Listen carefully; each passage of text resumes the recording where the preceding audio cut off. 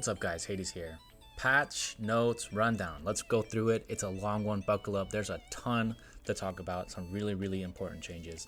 I'm not going to read everything. I'm going to more give you the highlights. If you want to read it, go ahead and pause the video and you can read every little detail or open it up in GT Arcade or find it on Facebook, whatever you like the most. Now, the first most exciting piece of this patch is level 60 is here, and we have a date. It's coming on the 20th, so we have about 9 days from the posting of this video, or I guess 8 days in game time, which is pretty exciting. So we're gonna get level 60 buildings. That's gonna be all the buildings. Forging is gonna be upgraded to get energy cores. It's very complicated. You're gonna have to inject energy by consuming azure crystals or stellar crystals. Only when energy cores at level 3 can it be upgraded. We're gonna have to go through this by itself on its own once it actually comes out because it is so complicated. We don't know exactly how we're gonna get azure and stellar. They're brand new. We have not seen them. However, we do know that the azure crystals are gonna be made in the forge if you're level 55.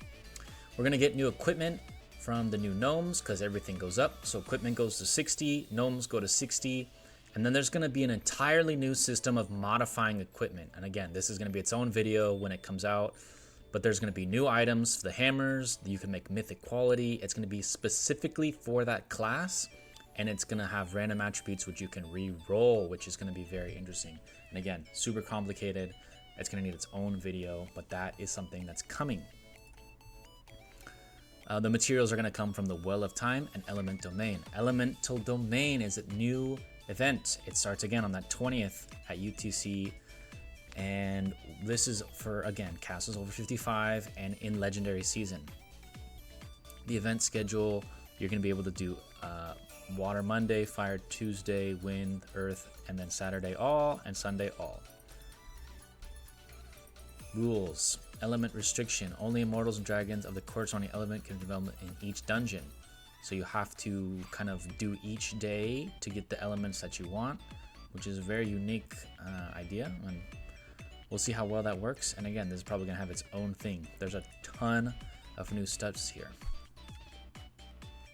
Other level cap expansions: immortals, dragons going to 60, barracks going to 60, new skills because the technology goes to 60.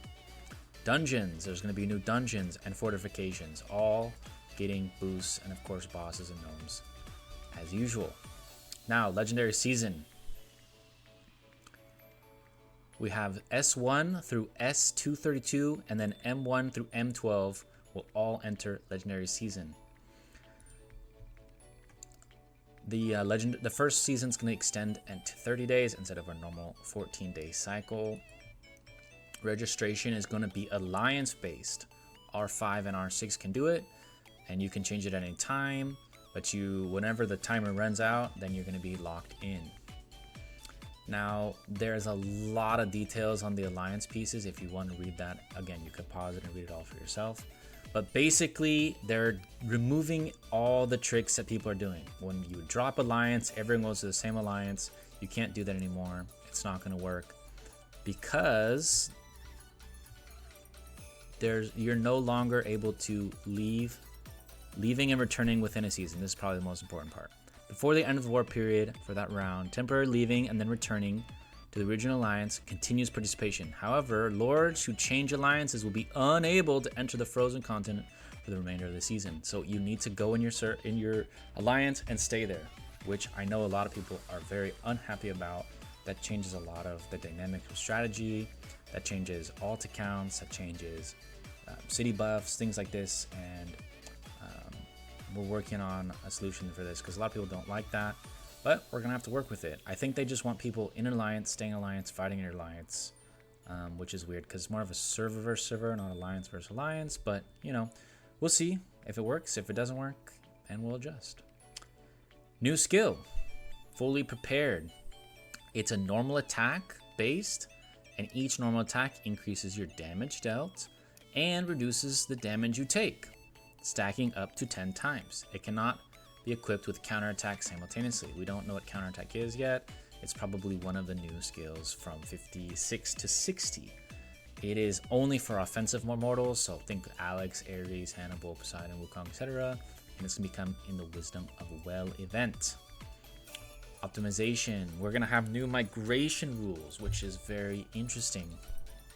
Again, this one's super complicated. We're gonna have to see what it actually looks like in the king buff to decide what is actually happening here. But the basis is when a historical player's lord power is greater than the target server's commander power, they have to consume a special slot to move.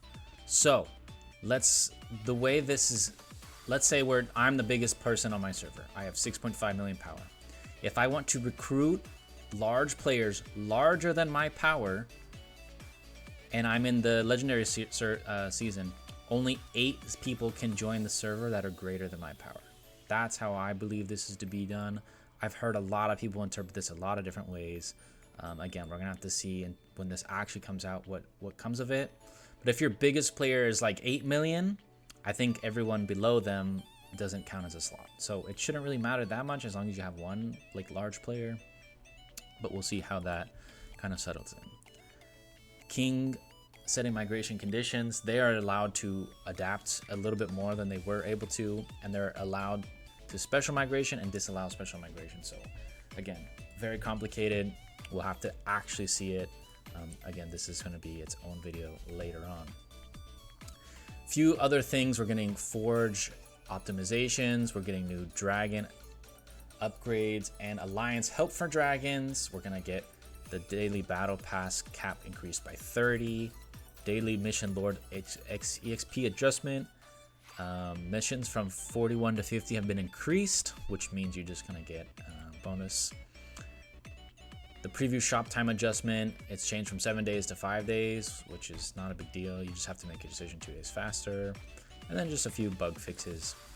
But man, a lot of stuff is coming. Really exciting. I hope you guys are excited. Whatever you're most excited about, leave a comment down below. And if you have any questions about this patch, make sure you ask them so that I can make a video when these come out.